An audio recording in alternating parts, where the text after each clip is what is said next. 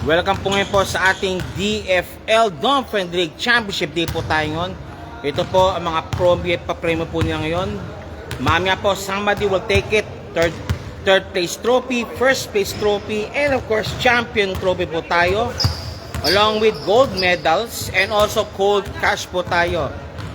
This game is sanctioned by QBFF Full Praise o SBB Philippines po to, keeping it in a neat and orderly fashion. Yan po Welcome din po sa ating championship day po tayo between, of course, to battle for the po tayo between Airport United, clad in blue, versus Do Ignite. And afterwards po, ang ating po championship po is also between In-Flights, the defending champion In-Flights, versus, alam po natin yan, ang Qatar Aviation Services or CAS.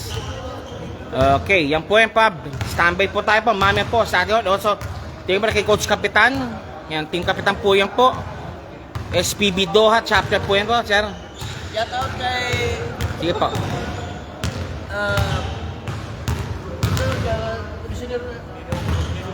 Oh, yan. Commissioner na Anthony Cholet, sir.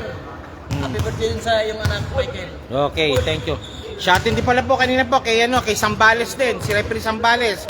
And of course, sama na po si Insan Guerrero, yan Kasapon ni Loremio po kanina, nagkita-kita po kami, yan Mamaya po yan po, bakbakan, tonight po tayo. Battle for third, tsaka championship po tayo between In-Flights and CAS. Mamaya po yan. Maraming salamat po, stami po tayo Thank you very much. Yung naman natin mga trophy po, mapapalunan Ito nakataya dito, laki di ba? Champion trophy ginto yan. Yan lalo yung ito. Ito yung yung medalya po. Champion medal po, mamaya po yan.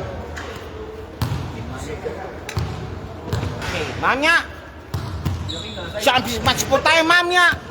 In-Flights versus CAS. Thank you very much po and standby po tayo.